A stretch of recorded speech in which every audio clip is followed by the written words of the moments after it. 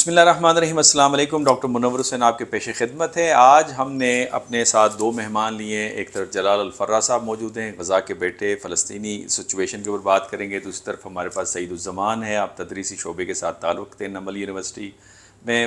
پوچھیں گے کہ کیا نیو کولڈ وار اسٹارٹ ہونے جا رہی ہے؟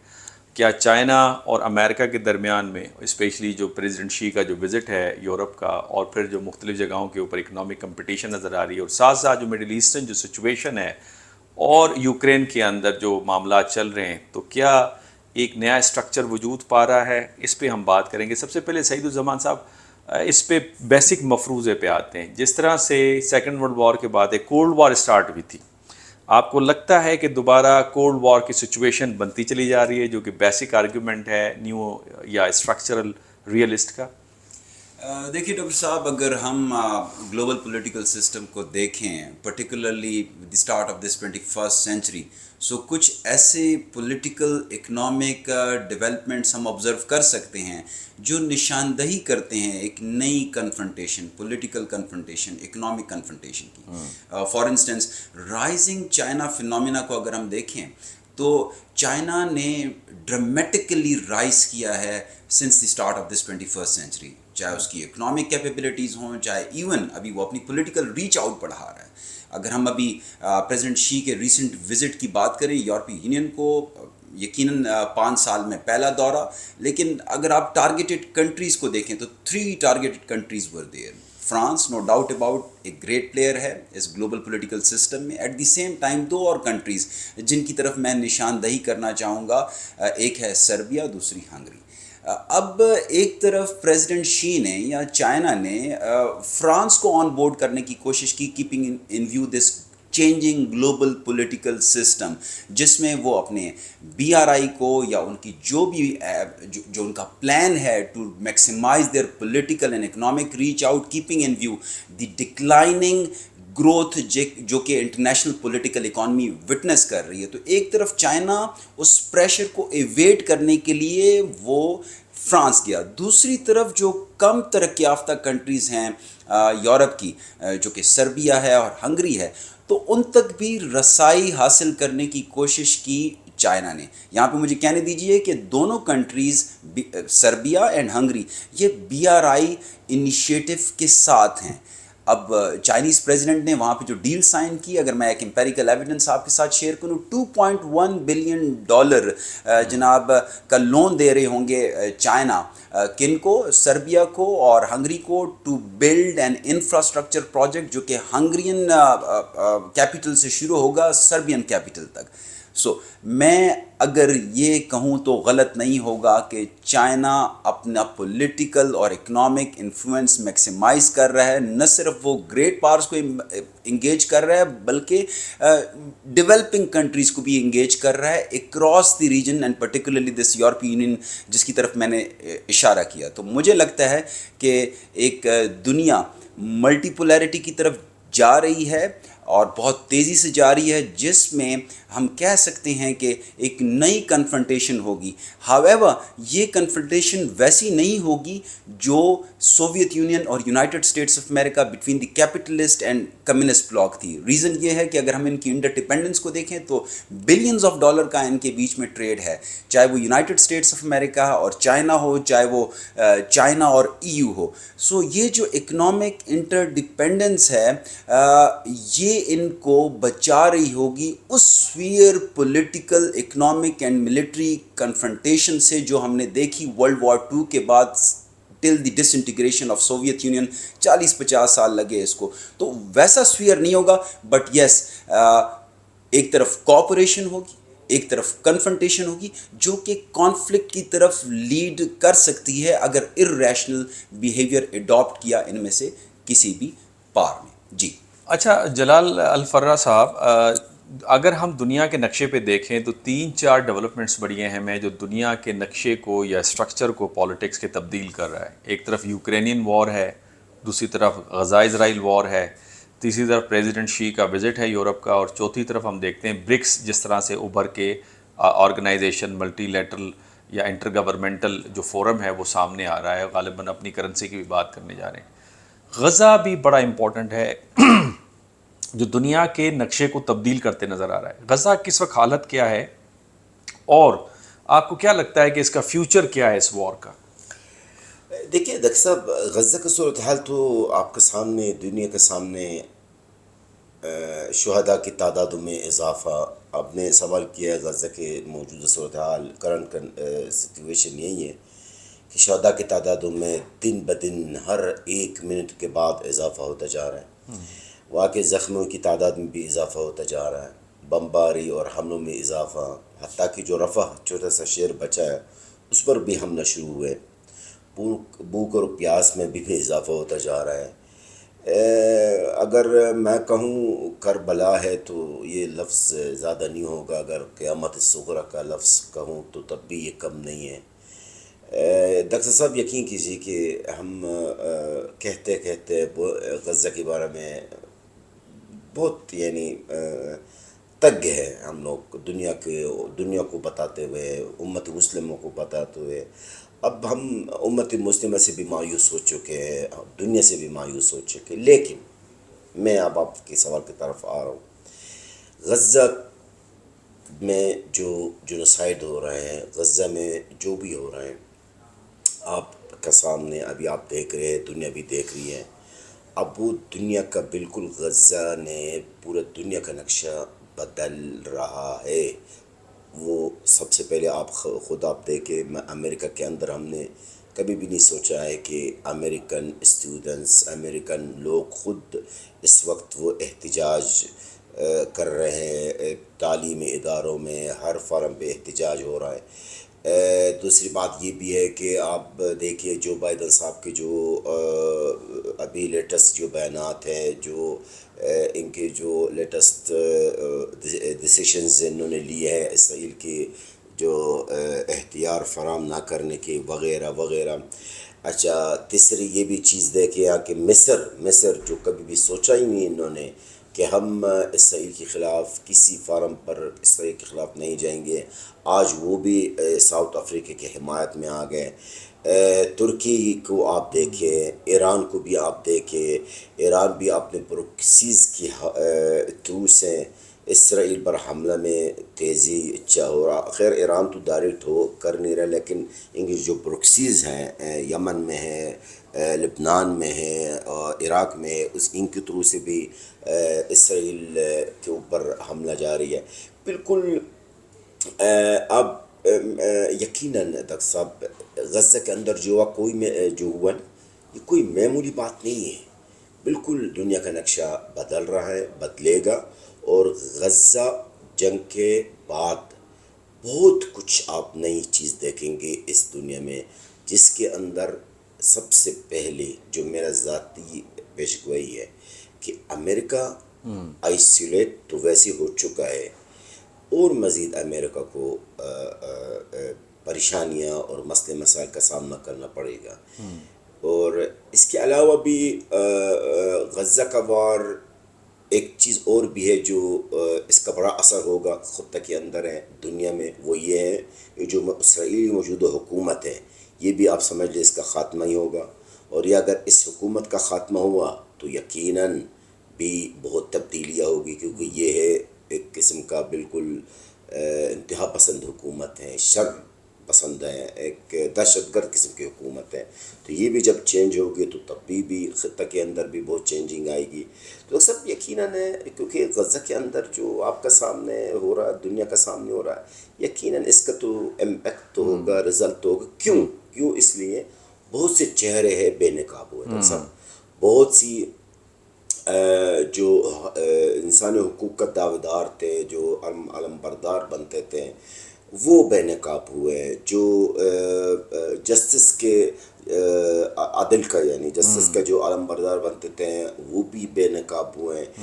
یہ غزہ نے سب کو، ڈاکٹر صاحب I'm sorry to say, let me say that Gaza نے سب کو ننگا کر دیا. یہ میں نے عام الفاظ، غزہ نے تو امت، سب سے پہلے تو امت مسلمہ کو انہوں نے کیا جی، پھر امریکہ کو آپ دیکھ لیں وغیرہ وغیرہ. تو ظاہر امپیکٹ تو ہوگا اس کا، کیوں نہیں ہے، بالکل ہوگا انشاءاللہ. یہ جو معصوم بچوں کا جو خون ہے غزہ کے اندر، انشاءاللہ وہ رنگ لائے گا ڈاکٹر صاحب، بالکل لائے گا. اچھا سعید الزمان صاحب، یہ فرمائیے گا کہ صدر شی کا جو وزٹ تھا یورپ کا، اس میں ہم یہ دیکھتے ہیں کہ یوکرین کی وار کے اوپر بھی ذکر ہوا، اور پچھلے دنوں یہ سوشل میڈیا کے اوپر آیا کہ زیلنسکی صاحب نے فون کیا صدر میکرون کو کہ آپ اپنا اثر و رسوخ استعمال کرتے ہوئے اس جنگ کو بند کروائیں، چونکہ اب ہم مزید نہیں لڑ سکتے اور نہ ہماری اب یہ کیپیسٹی رہی ہے۔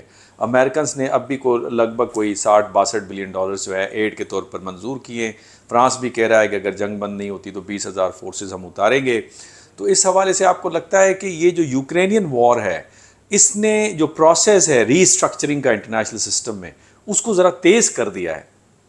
ڈاکٹر صاحب آپ نے ایک بہت ہی اہم نقطہ کی طرف اشارہ کیا ہے. نو ڈاؤٹ اباؤٹ اٹ کہ رشین یوکرین کرائسس، یہ جو کانفلکٹ ہے، وار ہے، اس نے پولیٹیکل ڈائنامکس کو چینج کیا ہے. اب آپ دیکھیے کہ رشیا یوکرین وار یہ پہلی جنگ ہے جس میں ماڈرن ٹیکنالوجیز، نیو ٹیکنالوجیز یا اسپیس بیسڈ ٹیکنالوجیز دونوں طرف سے استعمال ہو رہی ہیں. ہائپر سونک میزل کا استعمال ہو رہا ہے، ٹیکٹیکل نیوکلیر ویپن کی بھی بات ہو رہی ہے کہ اس کو یوز کیا جا رہا ہے. اس کے علاوہ اور کنونشنل اور بیولوجیکل ویپنز جو لیتھل ویپنز ہیں ان کے استعمال کی بات ہو رہی ہے.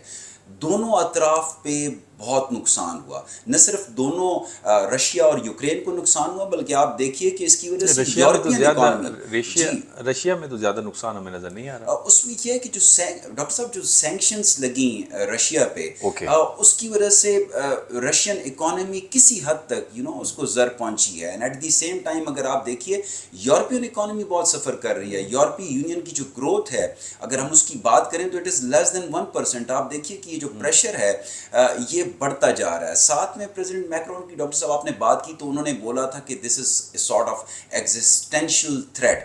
اگر رشیا کامیاب ہوتا ہے اس جنگ میں تو یہ فرانس اور باقی یورپی یونین کے لیے ایک خطرہ ہے.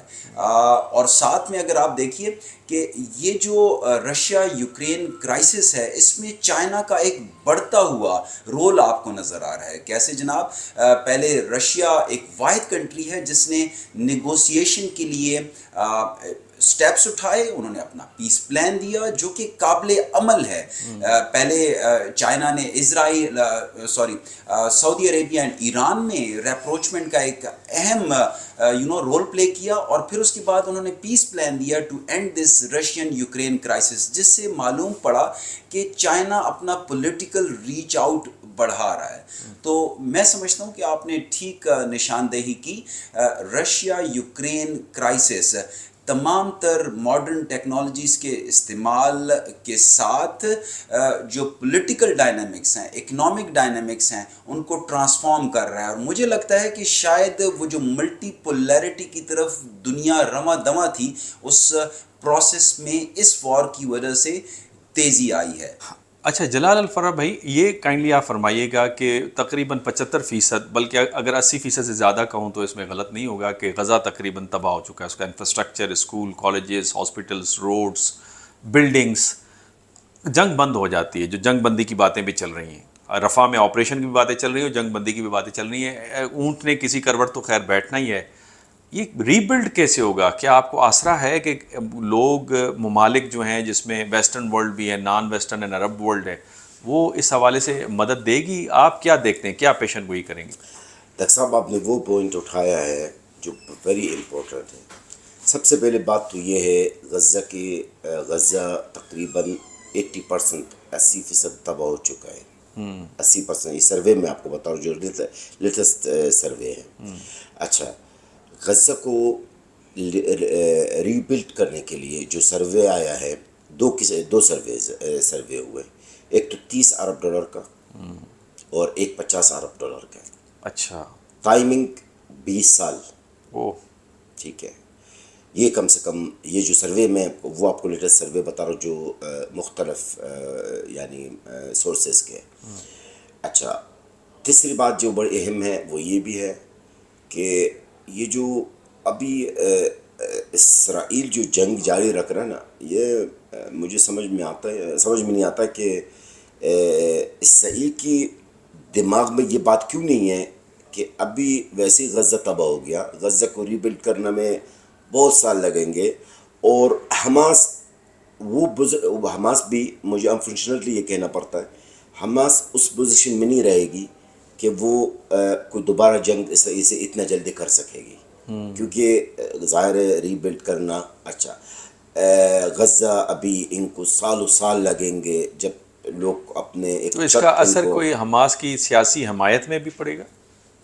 بالکل سیاسی حمایت دیکھیے ڈاکٹر صاحب میں تو بھی فرینکلی اس وقت میں تھوڑا سا اس سوال کی طرف آنا چاہتا ہوں کہ جو آپ نے سوال پہلے کیا نا کہ کہاں سے فنڈنگ یا کون کرے گا. ظاہر ہے جو ہمیں جو میڈیا اور ہم جو سنتے ہیں اور دیکھتے ہیں ہمیشہ وہی عرب ملک اور انٹرنیشنل بینکس وغیرہ وہی زیادہ تر گلف کنٹریز جو ہے وہ غزہ کو ری بلڈ کرنے میں کردہ یعنی آپ کی فائنینشلی ایکسپیکٹیشنس یہ ہیں آئی کہ گئی ہے. آپ کے عرب ورلڈ سے ہی امداد آئے باقی گی؟ ڈاکٹر صاحب ایک بات آپ نے جو سوال کیا نا حماس کی، حماس کا بے شک کوئی شک نہیں ہے، اس میں کوئی شک نہیں ہے کہ حماس نے ایک عظیم کام کیا ہے. 7 اکتوبر کا جو حملہ ہے وہ میری نظر میں ایک عظیم کام ہے. ظاہر ہے اپنے آزادی کے لیے جو شخص جو قوم جد و جہد کریں گے تو اس میں کوئی حرج نہیں ہے. رائٹ آف سیلف ڈٹرمنیشن ہونا چاہیے. Yes it's right and it should be. تو میرے خیال میں جو کیا ہے بالکل اچھا کام کیا ہے اور ہونا بھی چاہیے تھا. 75 سال کے بعد 75 سال سفر کرنے کے بعد تو ہم نے وہی کیا ہے جو پاکستان نے انگریز کے خلاف کیے، جو مصر نے انگریزوں کے خلاف کیا، جو لیبیا کے عوام نے اٹلی کے خلاف کی، جو الجزائر والوں نے فرانس کے خلاف کیے. تو ظاہر ہے ہم نے وہی کام کیا جو حماس نے. تو وہ کام کوئی نئی کام تو نہیں کیا، وہ کام وہی کیا جو ان کا حق ہے اپنا ملک آزاد کرنے کا. لیکن سیاسی کی بات ڈاکٹر صاحب آج میں اگر آپ کو ایک بات کہوں تو شاید آپ کو حیرت ہوگی.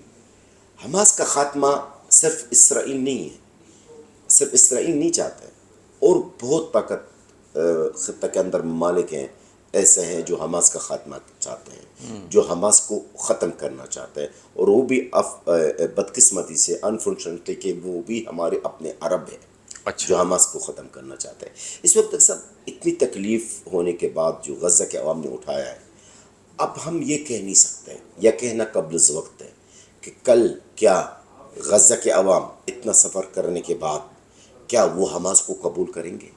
یہ سوال بہت اہم سوال ہے. کیا وہ حماس کے حکمرانی قبول کریں گے، یہ سوال. دوسری بات یہ جو میڈیا میں باتیں چل رہی ہے جی after the war what will be happen، جنگ کے بعد کیا صورتحال ہوگا، کیا کس کی حکومت ہوگی، ان کو میں جواب میں آج دیتا ہوں.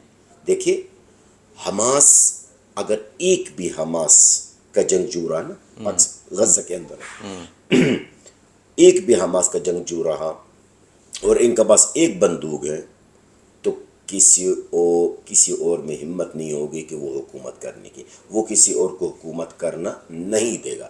بہت سے لوگ بتاتے جی محمود عباس صاحب کی حکومت ہوگی، بہت سے لوگ کہتے ہیں جی مشترکہ عرب پتہ نہیں کون سے مختلف تجویز آ رہی ہے. جی میں نہیں سمجھتا ہوں حماس کا کنٹرول غزہ پر رہے گا، لیکن کیا ان کی مقبولیت غزہ کے عوام میں رہے گی یا نہیں، یہ باتیں قبل اس وقت ہیں. اوکے. اچھا سعید الزمان صاحب، چونکہ ہم نے ڈسکس کر لیا یوکرین کی جنگ کو اور ہم نے ڈسکس کر لیا غزہ کی جنگ کو جلال الفراء صاحب کے ساتھ، اور ساتھ میں ہم نے پریزیڈنٹ شی کے وزٹ کو بھی دیکھ لیا، جو کہ یہ 3 بڑی امپورٹنٹ ڈیولپمنٹ ہے. اب آ جاتے ہیں چوتھی important development which is the BRICS in fact. اور یہ صدر شی کا دورہ ہو وہ ملٹی لیٹرلزم کو بھی بوسٹ کرنے کا ایک ذریعہ ثابت ہو رہا ہے.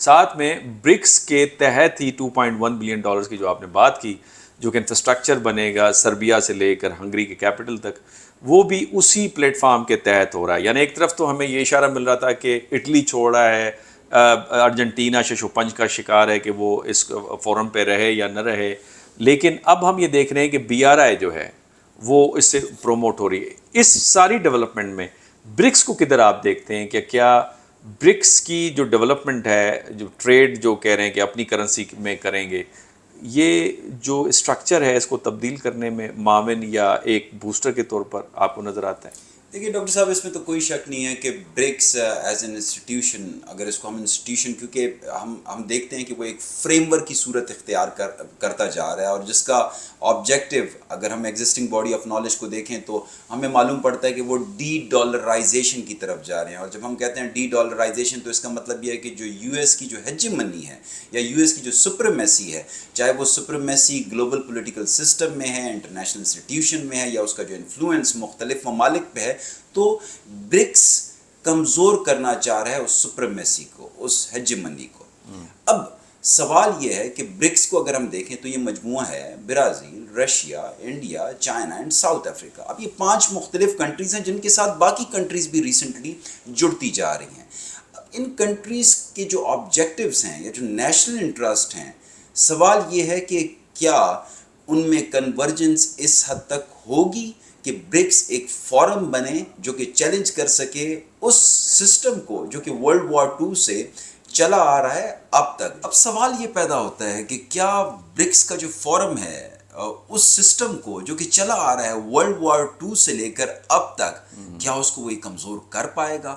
تو مجھے جواب میں یہ پوائنٹ ملتا ہے کہ ابھی شاید ٹائم لگے گا۔ چائنا، انڈیا، رشیا، ان کے کچھ انٹرسٹ شاید ملتے ہوں، but they have divergences. For example اگر ہم انڈیا کی بات کریں تو وہ ایک طرف کوڈ کا حصہ ہے، دوسرا انڈو یو ایس جو ٹائز ہیں جن کا میجر مقصد ٹو کنٹین چائنا ہے۔ اب آپ دیکھیے کہ اگر وہ ایک طرف چائنا کو کنٹین کر رہا ہے تو پھر برکس کے فورم کے ذریعے یو ایس کے خلاف وہ کیسے چاہے گا؟ So these are few $1 million questions which are required to be looked in۔ تو برکس ایک ڈیولپمنٹ ضرور کہی جا سکتی ہے دنیا کو ملٹی پولیرٹی کی طرف لے جانے کے لیے، بٹ مجھے لگتا ہے کہ ابھی ٹائم لگے گا ایک ایسا فورم بننے کے لیے جو یو ایس کی سپریمیسی کو، یو ایس کی ہیجمنی کو ایک جاندار طریقے سے چیلنج کر سکے۔ جی ڈاکٹر صاحب۔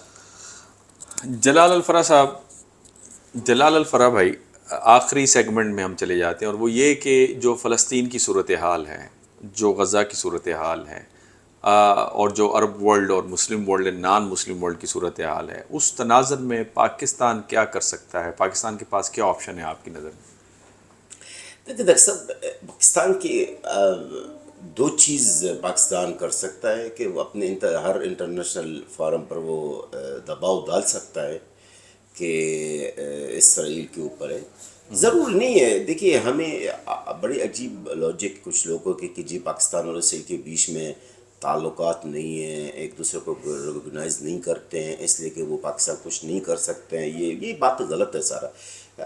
پاکستان اپنا ایک مقام، ان کا اپنا مقام ہے، ان کا ایک ویلیو ہے دنیا میں، اس ویلیو کو، اس مقام کو استعمال کرتے ہوئے اسرائیل پر دباؤ ڈال سکتا ہے، یہ نہیں کہ نہیں ڈال سکتا ہے۔ اب ماشاءاللہ اسلام پاکستان ایک سب سے طاقتور مسلم ملک ہے، وہ کئی طریقہ کار ہے جو اسرائیل پر دباؤ ڈال سکتا ہے کہ اس خون ریزی کو بند کرنے میں، اس جنوسائیڈ کو روکنے میں، ان بھوکے پیاسے لوگ جو غزہ کے اندر ان کو خوراک پہنچانے میں۔ اب پاکستان اتنا گیا گزرا نہیں ہے ڈاکٹر صاحب کہ وہ کچھ کر ہی نہیں سکتا، بہت کچھ کر سکتا اگر وہ کرنا بھی آ جائے تو۔ اب وہ ایک الگ بات ہے کہ پاکستان امریکہ کو ناراض نہیں کرنا چاہتا ہے، پاکستان IMF کے پیچھے ہیں، پاکستان کی معیشت کا مسئلہ ہے، پاکستان کے اپنے مسائلوں میں مصروف ہے، یہ ایک الگ بات ہے۔ لیکن یہ نہیں کہیں کہ وہ غزہ کے لیے یا غزہ کے عوام کے لیے کچھ نہیں کر سکتا۔ چلے اگر کچھ نہیں بھی کر سکتا، چلو اتنا تو کر لے جو میرا ساتھ دے، جو ابھی میں جس کام کے لیے آپ کا سامنے ہم جا رہے ہیں زخمیوں کو لانے کے، یہ تو چلو وہ کم سے کم یہ تو کر لے۔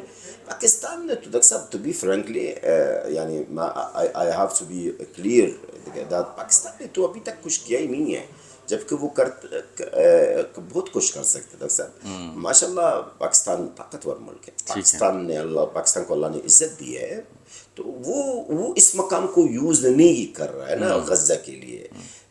دیکھیے میں اگر ایک بات کہوں تو شاید کچھ لوگ مائنڈ کریں گے، چھوٹی چھوٹی باتوں پہ ہیں یا جو بھی ہے پاکستان کے اندر بڑا غصہ غم کا اظہار کیا جاتا ہے، جبکہ جب فلسطین کے اندر 50,000 لوگ شہید ہوئے ہیں اور 1 لاکھ کے قریب لوگ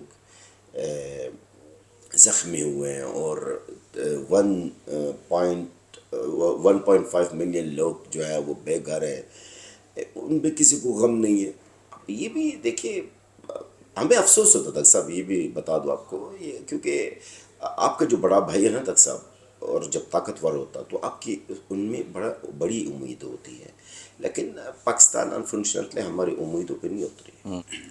اچھا سعید الزمان صاحب، آخری سوال آپ سے بھی. دیکھیں ایکسٹرنل سچویشن ایک میجر سورس ہوتا ہے پالیسی میکنگ کے اندر. پاکستان کے تناظر میں، پاکستان کے کانٹیکسٹ میں جو صورتحال تبدیل ہو رہی ہے انٹرنیشنل پالیٹکس میں، چاہے وہ برکس کا معاملہ ہو، BRI کا معاملہ ہو، شی صاحب کے جو وزٹ ہے یورپ کا وہ معاملہ ہو، غزہ اسرائیل جنگ ہو یا یوکرین کی وار ہو، پاکستان اس بدلتے ہوئے نظام میں پاکستان کے پاس کیا آپشنس ہیں؟ دیکھیے ڈاکٹر صاحب، پاکستان کی اگر تاریخ کو دیکھیں تو 7 دہائیوں سے زیادہ کا ٹائم ہو چکا. پاکستان کی ریاست نے انٹرنل اور ایکسٹرنل تھریٹ ایکسپیرینس کیے اور کر رہے ہیں. اب اس پاکستان کے آپشنز اس کنٹمپری ٹائم میں، جہاں پہ ایک طرف گلوبل پولیٹیکل سسٹم میں چینج آ رہا ہے، دوسری طرف اس کے جو اندرونی حالات ہیں، بھلے وہ پولیٹیکل سٹیبلٹی کے حوالے سے ہو، اکنامک سٹیبلٹی کے حوالے سے ہو، نان ٹریڈیشنل سیکیورٹی تھریٹس کے حوالے سے ہو، تو سچویشن بہت کمپلیکس ہو جاتی ہے انٹرنل اور ایکسٹرنل فیکٹرز کو ملا کے.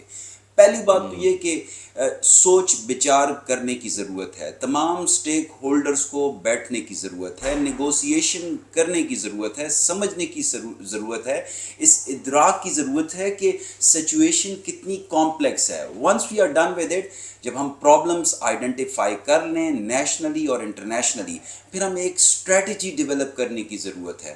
اگر آپ کی ذات ہو تو اگر ہم انٹرنل سچویشن کی بات کریں تو میں کچھ پالیسی ریکمنڈیشنز انٹرنل سچویشن کے حوالے سے بھی دینا چاہوں گا. سب سے پہلے ہمیں سیکیورٹی، انٹرنل سیکیورٹی پہ ہمیں فوکس کرنا ہوگا، سیکیورٹی اسٹیبلش کرنی ہوگی. دوسری چیز، ہمیں ہر صورت تمام سٹیک ہولڈرز کو سمجھنا ہوگا، پولیٹیکل سٹیبلٹی قائم کرنی ہوگی. جب پولیٹیکل سٹیبلٹی ہوگی تو پھر اکنامک سٹیبلٹی ہوگی. اکنامک سٹیبلٹی ہوگی تو پاکستان کی اکانومی اسٹرانگ ہوگی. جب آپ کی اکانومی اسٹرانگ ہوتی ہے تو آپ اپنی سیکیورٹی، اپنے لوگوں کے لیے زیادہ اچھا طریقہ سے کام کر سکتے ہیں. ہمیں اپنے اداروں کو مضبوط کرنا ہوگا، ہمیں اپنے اداروں میں کوآپریشن پیدا کرنی ہوگی، شارٹ ٹرم اور لانگ ٹرم پلاننگ میں کمپیٹیبلٹی قائم کرنی ہوگی، رول آف لا کو اسٹیبلش کرنا ہوگا. جب ہم یہ سب کچھ کر رہے ہوں گے تو ہم یقیناً ایک وہ پاکستان جس کا ہم خواب دیکھتے ہیں، جس کا خواب ہمارے آباء و اجداد دیکھتے تھے، یا ابھی کا آج ایک عام پاکستانی دیکھتا ہے، مجھے اس میں کوئی شک نہیں کہ ہم 5 سے 10 سال میں ایک ایمرجنگ پاور کی صورت اختیار کر سکتے ہیں، ہم وہاں تک پہنچ سکتے ہیں. یہ تو میں نے بات کی انٹرنل کی. اگر میں ایکسٹرنل فرنٹ پہ آپشنز کی بات کروں، پالیسی آپشنز کی بات کروں، تو میں مختلف فورمز پہ وہ پالیسی آپشن جس کا ذکر کرتا ہوں وہ ہے ہیجنگ. پاکستان کو تھیوریٹیکل ٹرمز میں ہیجنگ کے ساتھ جانا ہوگا، جس میں مختلف سٹیک ہولڈرز، مختلف کنٹریز انٹرنیشنل پولیٹیکل سسٹم میں جو موجود ہیں، ان کے ساتھ روابط رکھنے ہوں گے اور اپنے نیشنل انٹرسٹ کو اچیو کرنا ہوگا. ایک طرف چائنا کے ساتھ روابط قائم کرنے ہوں گے اور اپنے نیشنل انٹرسٹ کو سیکیور کرنا ہوگا. دوسری طرف ہم US کو چھوڑ نہیں سکتے. We need to have working relationship if not strategic relationship with United States of America. میں اس چیز کا ادراک رکھتا ہوں کہ Indo US ties strategic partnership میں بدل گئے ہیں، بٹ پاکستان اگر اس پولیٹیکل سسٹم میں US کے بغیر نہیں رہ سکتا. IMF کی ڈیل، اگر میں اس کا ثبوت دوں، IMF کا ڈیل چاہے وہ آپ کی $3 بلین ہو، $5 بلین ہو، جب تک آپ کو green signal United States of امریکہ سے نہیں ملتا تب تک آپ کو وہ لون جاری نہیں کرتے international institution. So what I want to establish is this, تمام سٹیک ہولڈرز کے ساتھ پاکستان کو روابط اس طریقہ سے قائم کرنے ہوں گے کہ ہمیں اپنا نیشنل انٹرسٹ اچیو کرنا ہے. اور جب ہم بائی لیٹرلزم کے ساتھ جا رہے ہوں گے تو، اور ہیجنگ کے ساتھ جا رہے ہوں گے، ملٹی ویکٹورلزم کے ساتھ جا رہے ہوں گے، تو مجھے لگتا ہے کہ شاید یہ ایک بہترین اسٹریٹجی ہے، keeping in view the changing political system جو کہ یونی پولیرٹی سے ملٹی پولیرٹی کی طرف جا رہا ہے. یہاں پہ مجھے کہنے دیجئے، it's not about China and US only, we need to reach out EU. ہمیں مڈل ایسٹرن کنٹریز کی طرف جانا چاہیے، ہمیں افریقہ کی طرف جانا چاہیے. ایک comprehensive internal and external policy package ہی پاکستان کو اس منزل تک لے کر جا سکتا ہے جس کا، جیسے میں نے پہلے کہا، ایک عام پاکستانی خواب دیکھتا ہے. اور مجھے یقین ہے کہ ہم وہ خواب، وہ گول، وہ آبجیکٹو اچیو کر سکتے ہیں، جہاں پہ نہ صرف ہم اپنے لوگوں کے لیے ایک اچھا مستقبل حاصل کر سکتے ہیں، بلکہ دنیا بھر میں جہاں مظلوم لوگ ہیں انکلوڈنگ پیلسٹائن کاز کے لیے we can play a role, اور ہم دنیا میں ایک بہتری لے کر آ سکتے ہیں. یہ میں خواب نہیں دکھا رہا بلکہ میرا یہ یقین ہے، keeping in view tangible policy framework. جی ڈاکٹر صاحب. بہت شکریہ. میں جلال الفراز صاحب آپ کا بہت مشکور ہوں کہ آپ نے وقت دیا اور آپ نے اپنی انالیسس کے ساتھ ہمیں انسائٹ ایک مہیا کی. سعید الزمان آپ کا بہت شکریہ. آپ ینگ اسکالر ہیں نمل کے ساتھ اور آپ نے ایک جچی تلی بات کی، اسپیشلی جو پالیسی آپشنس آپ نے ڈسکس کی پاکستان کے. ناظرین، ہم نے ہمارے دونوں اہم مہمانوں کی آپ نے گفتگو سنی. ہم نے 4 امپورٹنٹ ڈیولپمنٹس کے اوپر بات کی. پریزیڈنٹ شی کا دورہ یورپ، اس کے بعد یوکرینین وار، اور پھر جو برکس کا جو ایکٹیویٹ ہونا ہے، اور غزہ اسرائیل کی جنگ. یہ 4 کی ڈیولپمنٹس ہیں انٹرنیشنل پولیٹکس میں، جو اس نظام اور اس کے موجودہ post second world war period کا جو اسٹرکچر ہے اس کے اندر تبدیلیاں لے کے آ رہا ہے. اس حوالے سے آپ کے کمنٹس کا انتظار رہے گا. اجازت دیجیے. اللہ حافظ.